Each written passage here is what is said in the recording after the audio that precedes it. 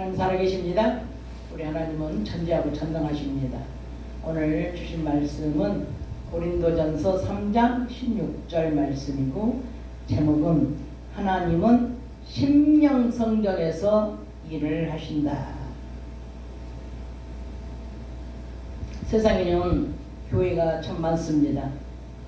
사람들이 수고와 땀과 물질을 들여서 지어놓은 교회에서 많은 사람들이 하나님께 예배하고 기도와 또 찬송을 하고 있습니다.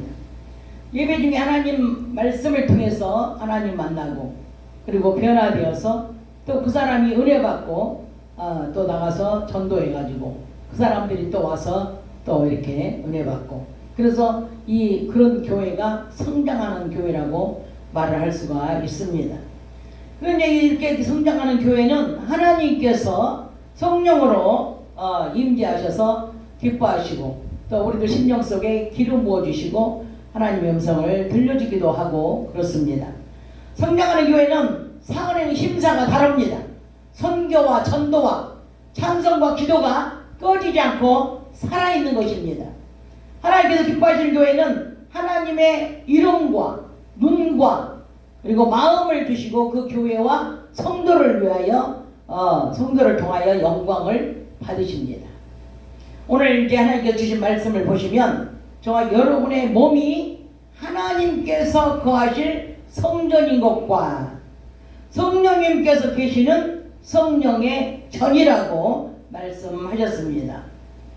하나님께서는 보이는 성전에도 계시지만 저와 여러분 심령 안에 있는 보이지 않는 성전에도 계신다고 말씀을 하셨습니다.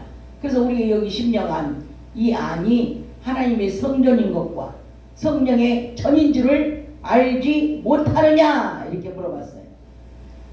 하나님께서는 성전에 계시고 또 성전에서 성도들을 통해서 영적인 일을 하십니다. 그리고 이제 또 마음 땅 이 성전에서도 하나님께서 일을 하신다고 말씀을 하셨습니다. 요한복음 5장 17절에 보면은 아버지께서 여지까지 일하니 나도 일한다. 아버지께서 지금까지 일하시고 예수님도 지금까지 일하십니다. 아버지도 예수님도 안 보이는데 어디서 무슨 일을 하십니까? 오늘날은 성령 시대이며 오늘 은혜 시대입니다. 그래서 아버지의 성령이 주님의 이름으로 우리 이 마음 땅에 오셔서 성전 삼아 이제 우리의 마음 땅에서 일을 하신다고 말씀을 하십니다. 무슨 일을 하십니까? 아버지께서 무슨 일을, 우리 마음 땅에서 무슨 일을 하시겠습니까? 바로 내 안에서 아들 만드는 일을 하고 계시는 것입니다. 아들만 천국에 가는 겁니다.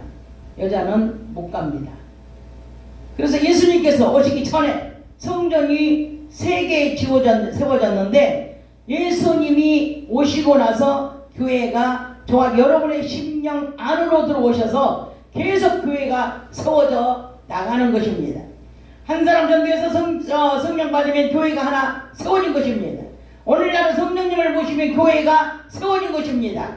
열왕기상 7장부터 보시면은 솔로몬이 교회를 세우긴 했는데 자신이 교회가 되지 못했습니다. 7년씩이나 성전 건축을 하면서 좋은 재료를 쓰려고 두로왕에게 100평명 나무를 3까지 해서 성전 안에는 금으로 많이 치장을 하고, 그리고 웅장하고 아름답게 완공을 하고 이제 하나님께 감사하면서 성도들을 축복해 주실 것을 간절히 하나님께 기도하며, 그리고 낙성식까지 했습니다. 엄청난 번제와 소제와 감사제를 기름으로 드리며 14일 동안이나 절기를 지키면서 이제 잔치를 했습니다. 하나님께서 솔로몬에게 나타내는 성전을 받으시고 성전을 거룩히 구별하여서 하나님의 이름과 눈과 그리고 마음을 성전에 두시고 영광을 받으시겠다고 그렇게 약속을 하시며, 만약에 솔로몬이 자기 아버지 다윗이 하던 대로 하지 않고 하나님께서 주신 계명과 법도를 지키지 아니하고 다른 신을 섬기고 경배하며 하나님께서 주신 땅을 끊어버릴 것이요 하나님의 이름을 위하여 거룩하게 구별할 성전이라도 던져버릴 것이며 이스라엘의 모든 민족을 가운데다가 속담거리가 되게 할 것이라고 말씀을 하셨습니다. 어떨 때? 다윗이 하는 대로 하지 않을 때 그렇게 하시겠다는 약속입니다. 솔로몬이 하나님을 위하여 단을 쌓고 해마다 번제와 감사의 제물을 드리고 다윗이 한 것처럼 잘하니까 이제 하나님께서 복을 주셨습니다. 그래서 그 나라가 이제 견고해지고 솔로몬의 명성이 높아지고 이제 전 세계에 알려지고, 그래서 솔로몬은 돈 많고 명성 있고 나라가 잘 되니까 하나님만 바라보던 눈동자가 빗나가기 시작하여 바로의 딸 이방인 여인을 사랑하게 되어 각 지방 이방 여자들을 끌어들여 가지고 그 여인들의 말을 듣고 분향단을 차려주고 또 여자들의 믿는 이방신들을 다 끌어들여 가지고 같이 따라다니면서 산당을 지어주고 거기에 절을 하고 이렇게 정신 못 차리고 하나님을 떠나서 이런 짓을 하고 다니는 겁니다. 하나님께서 열왕기상 11장에 2번씩이나 나타나셔서 말씀하셨지만은 끝까지 솔로몬은 하나님께 돌아오지 않았습니다. 하나님께서 두 번째 성전을 이제 세우시고 학계 선지자를 부르셨습니다. 이게 두 번째 성전을 세우는 것은 왜 세웠을까요? 솔로몬 성전 1차 성전을 하나님께서 버리신 것입니다. 그리고 제2의 성전을 다시 세우셨습니다. 이제 하나님께서 두 번째 성전을 세우려고 학계 선지자를 부르셨습니다. BC 580년에 바벨론 군대에 의해서 예루살렘이 불타고 하나님의 성전을 같이 불태워가지고 이제 회파되었는데 16년씩이나 공사를 안 해가지고 방치해 두었는데 하나님께서 기뻐하시지 않으시고 학계 선지자를 부르셔서 성전을 건축하라고 소명을 주셨습니다. 바벨론에 포로되었던 백성들이 하나님의 성전을 짓기 싫어가지고 때가 아니라고 반대파하는 사람들도 있었습니다. 부정적이고 방해하는 자들도 있었습니다. 그러나 하나님께서는 너희들이 산에 가서 나무를 가져다가 정성껏 마음을 담아서 이제 수고와 땀으로 성전을 건축하면 하나님께서 영광을 받으시겠다고 말씀을 하셨습니다. 그래서 이제 할 수 없이 성전을 짓기 시작합니다. 학개서 1장 14절에 보면은 하나님께서 유다 총독인 스룹바벨과 그리고 제사장 여호수아와 백성들의 마음을 흥분시켜서 감동을 주시고 힘을 주셔서 하나님의 성전을 포기하지 않고 이제 완공을 할 수 있도록 하나님께서 만드셨습니다. 4년 6개월에 걸쳐 성전을 건축하여 하나님께서 스룹바벨이란 이름으로 성전을 봉헌했습니다. 하나님께서 이 성전을 기뻐 받으셨는데 이제 어느 날 이렇게 또 이 성전도 회파되기 시작했습니다. 그리고 이제 마지막 성전 헤롯 성전입니다. 그 오랫동안 회파된 성전을 이제 두었다가 다시 헤롯 성전을 짓기 시작을 했습니다. 그런데 요한복음 2장 19절을 읽어보면 이제 그 내용이 어찌된 내용인지 한번 읽어보시기 바랍니다. 요한복음 2장 19절에 시작. 예수께서 대답하여 가라사대 너희가 이 성전을 헐라 내가 사흘 동안에 일으키리라. 아멘. 아멘. 그래서 이 사람들이 흥분을 했어. 아니 네가 어떻게 3일 만에 성전을 일으킨단 말이냐. 이 성전은 46년씩이나 걸쳐서 성전을 지었는데 어떻게 네가 3일 만에 성전을 짓는단 말이냐. 그러면서 아주 이 유대인들이 아주 화를 냈습니다. 이 사람들은 영적인 뜻을 모르기 때문에 그런 것입니다. 헤롯 왕을 통하여 거대한 성전을 지었지만은 하나님께서 그 성전에 계시지 않고 성령님께서 역사하시지 않는 교회는 하나님과는 무관입니다. 아멘. 그래서 이제 이 삼성전에도 하나님은 계시지 않았습니다. 46년씩이나 지으면 뭐합니까? 7년씩이나 지으면 뭐합니까? 이렇게 4년이나 지으면 뭐합니까? 하나님께서 계시지 않는다면 이 성전은 건물에 불과한 것입니다. 하나님은 거기에 이름을 두지 않고 거기에 마음과 눈을 두지 않고 다 그곳에서 떠나오셨습니다. 그런데 예수님께서 이제 자신이 성전이 되어 오셨다는 것을 영적인 눈을 뜨지 못했기 때문에 분별을 못한 것입니다.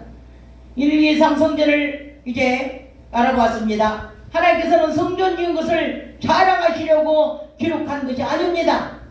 저와 여러분의 마음 땅에 교회를 세우고 그리고 심령 안에서 일하시려고 교회를 지은 모델로 보여주시면서 이런 교회가 되어야 되는지를 깨닫게 하시는 것입니다.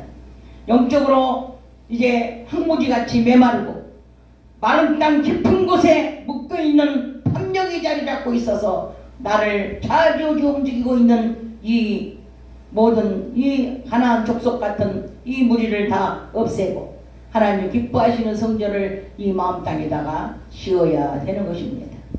하나님을 기쁘시게 하는 일보다 사람을 의식하게 만들고 사람을 두려워하게 하여 자기 욕심을 채우고자 이 사람들은 우선 그 성전을 갖다가 지으면서도 하나님의 그 진실한 마음과 사랑을 모르는 것입니다.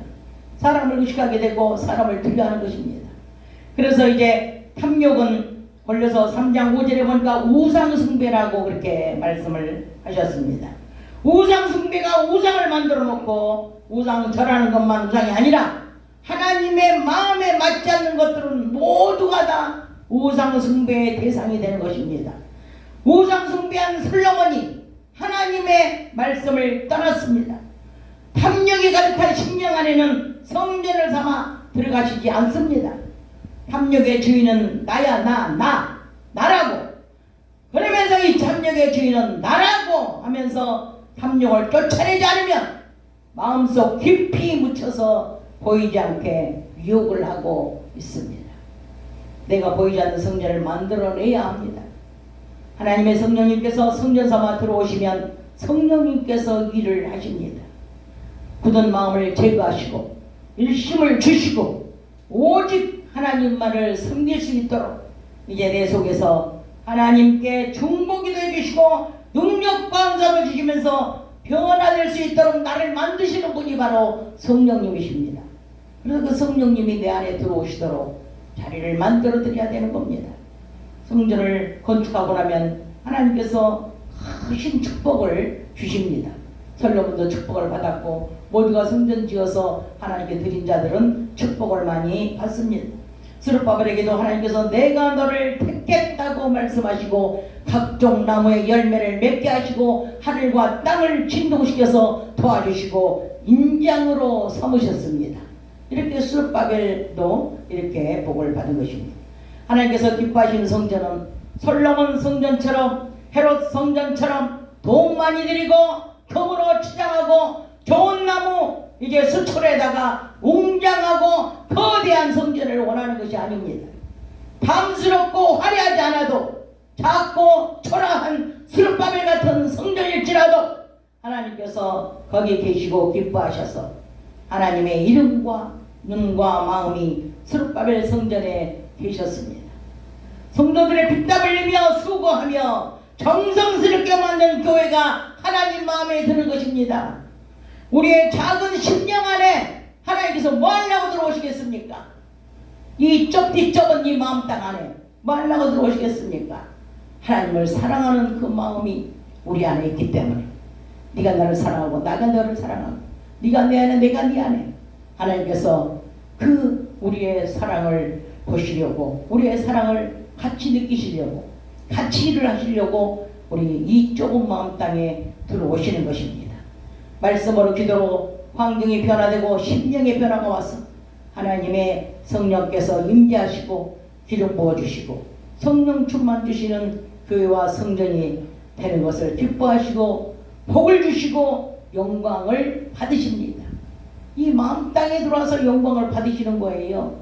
저 금으로 치장하고 웅장하고 뭐 거룩한 그런 성전을 아무리 지었다 하더라도 하나님은 거기에 이름을 두지 않아요. 이 좁은 마음 땅 안에 오셔서 하나님의 눈과 마음을 주시고 이름을 두시려고 우리 심령 성전을 삼으신 것입니다. 대나무는 속이 텅 비어 있는데도 하늘을 향하여 아주 큰 키로 자기 주인 되신 하나님을 바라보며 올라갑니다. 대나무가 속없이 그냥 올라가는 것이 아니에요. 한 칸 또 한 칸 매듭을 지어놓고 성장해서 올라가고, 또 매듭을 지어놓고 또 성장해서 올라가고, 이렇게 성장하면서 올라가는 것입니다. 저와 여러분에게도 1년 또 한 달 또 하루 이렇게 나를 주신 것은 매듭을 잘 지어 마무리하고, 그리고 새로운 계획으로 내년을 향하여, 내일을 향하여, 다음 달을 향하여 나아갈 수 있게 하신 것입니다. 내일이 없는 사람은 희망이 없는 사람입니다. 꿈과 비전이 없는 사람입니다. 오늘 이 말씀이 여러분 심령 속에 찾아 들어왔다면 변화가 일어날 겁니다. 우리의 심령이 변화되는 게 쉬운 일이 아닙니다. 어떤 사람은 하나님 아버지 앞에 나와서 회개하고 성령 받고 술과 담배를 끊어버리고 세상과 짝하지 않고 하나님께서 싫어하시는 정욕과 욕심도 이제 다 끊고 지속적으로 달라지는 사람이 있는가 하면, 그런데 10년이 가도 20년이 가도 30년이 가도 50년이 가도 신앙생활을 해도 조금만 자존심만 건드리면 팍 하고 콜라병 터뜨리면 터지듯이, 예? 그런 터져나오는 권사, 집사, 목사, 이런 사람이 있는 것입니다. 하나님께서는 이런 사람 마음 땅에는 들어가지 않습니다. 들어갔다가도 나옵니다. 우리 마태복음 11장 28절에 19절 한번 읽어주시기 바랍니다. 마태복음 11장 28절에서 19절 찾으시고 한번 읽어주시기 바랍니다. 시작. 수고하고 무거운 짐진 자들아 다 내게로 오라. 내가 너희를 쉬게 하리라. 나는 마음이 온유하고 겸손하니 나의 멍에를 메고 내게 배우라. 그러면 너희 마음이 쉼을 얻으리니. 아멘. 아멘. 예. 왜 수고하고 무거운 짐진 자들아, 이 세상의 짐진 자들아, 얼마나 무겁냐. 염려, 근심, 걱정, 얼마나 그 짐이 무겁겠습니까? 그런 세상 것들, 예? 육신의 것들 다 짊어지고 와서 예수님께 내려놓고 예수님께 무엇을 배워라? 마음이, 예수님은 겸손하고 이제 온유하니 너희는 내게 와서 다른 거 배울 거 없어. 뭐 겸손하고, 예? 온유한 것만 배워. 그러면은 모든 것이 다 해결이야. 이런 것입니다. 온유라는 말은 진정제 같은 것입니다. 그래, 난폭하지 않도록, 매정하고 잔인하지 않도록 이제 진정시켜주는 것입니다. 그런 사람이 바로 온유한 사람이에요. 온유하니까 무슨 뭐 순하고 성질 안 내고 그것이 온유가 아니에요.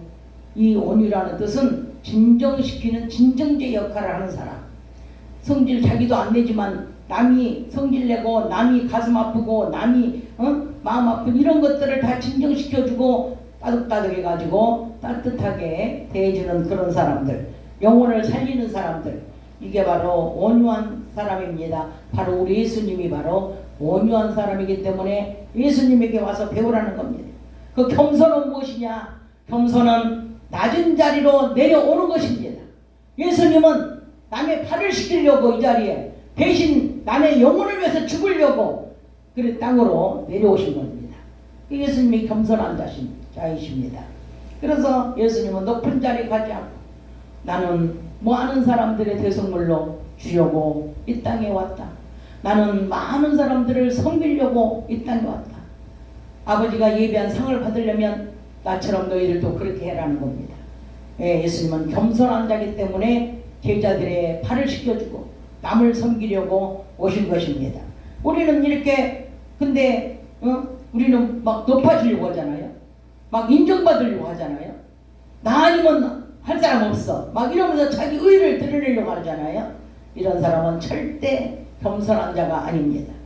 남보다 나를 낮게 여기고 남을 높여주고 남을 인정해주고 그런 자가 바로 겸손한 자라는 것을 알고 예수님에게 있는 그 온유와 겸손을 우리도 예수 그리스도께 가서 배워야 되는 것입니다. 하나님께서는 자신의 계획을 실천하기 위해 지극히 높은 자리에서 지극히 낮은 자리에 와서 마귀 새끼한테 굴복하여 자기 목숨을 십자가 위에 던지고 그리고 많은 인류를 위하여 죽어 주셨습니다. 그래서 겸손한 자라고 예수님은 말을 할 수가 있습니다. 예수 그리스도는 온유하시고 겸손하셔서 저와 여러분이 그리스도 앞에 나가서 그리스도의 마음을 배워야 하는 것입니다. 성령님께서 마음의 성전을 찾아오셔서 내주하시고 기름 부어주시는 세미한 음성으로 말씀도 하십니다. 오늘 시간 이제 이 말씀 붙잡고 하나님께서 성령으로 마음 성전에 오셔서 일하시도록 성전을 깨끗하기 위하여 부족하고 연약한 마음과 모습을 받으시고 잘못한 거 용서하시고 평생에 버림받지 않고 쓰임받게 해달라고 그리고 회개하며 기도하겠습니다. 주여